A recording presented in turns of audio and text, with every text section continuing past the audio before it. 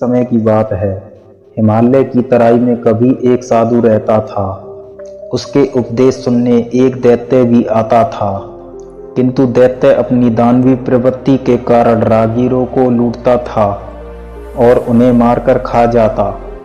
एक बार उसने काशी के एक धनी सेठ की पुत्री और उसके अनुचरों की सवारी पर आक्रमण किया।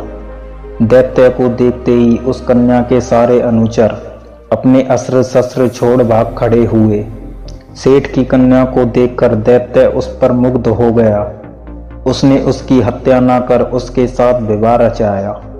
इस डर से कि वह सुंदर कन्या कहीं भाग ना जाए, वह उसे एक संदूक में बंद कर देता था। फिर वह उस संदूक को निकालकर अपने पेट में छुपा लेता। एक दिन वह दैत्य आकाश मार्ग से उड़ता हुआ साधु से मिलने जा रहा था। तभी उसकी नजर एक सुंदर झील पर पड़ी। गर्मी बहुत थी, इसलिए वह नीचे उतर आया। पेट से उगलकर उसने संदूक बाहर निकाला। फिर संदूक को खोलकर कन्या को बाहर निकाला और उसे जलाशय में अपने हाथों से स्नान कराया। उसके बाद वह स्वयं जलाशय में स्नान करने लगा। मुक्त हो कन्या जलाशय के किनारे विचरण करने लगी। तभी कन्या की नजर उड़ते हुए वायुपुत्र पर पड़ी, जो एक महान जादूगर भी था।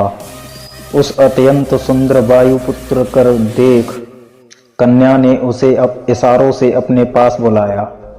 फिर प्रेम क्रीड़ा करने के लिए उसने उसे संदूक में बैठने को कहा। वायुपुत्र जब वहां बैठ गया, कन्या उसे अपने लिबास से ढककर स्वयं उसके ऊपर जा बैठी। नहाकर दैत्य जब लौटा तो उसने संदूक को बंद कर फिर से अपने पेट में निगल लिया। उड़ता हुआ दैत्य जब साधु के आश्रम में पहुंचा तो साधु ने उसका स्वागत करते हुए कहा, आप तीनों का स्वागत है। साधु की बात सुन दैत्य चौंक गया, क्योंकि वह नहीं जानता था कि कन्या और उसके अतिरिक्त भी कोई तीसरा साथ है। साधु की बात सुनते ही उसने संदूक को पेट से बाहर निकाला।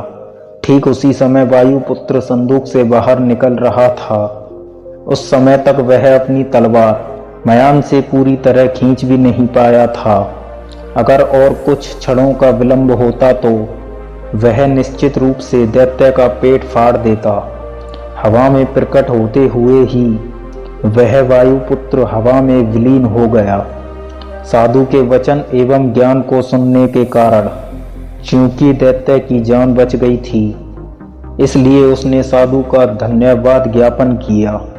साधु ने तब उसे शीलवान बनने की शिक्षा दी और उस कन्या को भी मुक्त करने का परामर्श दिया। उस दिन के बाद से दैत्य शीलवृत्ति बन गया। तो दोस्तों, हमको इस कहानी से यह सीख मिलती है कि कभी किसी पे हक नहीं जताना चाहिए। अगर आपको हमारी वीडियो अच्छी लगी हो तो चैनल को सब्सक्राइब करें एंड वीडियो को लाइक करें।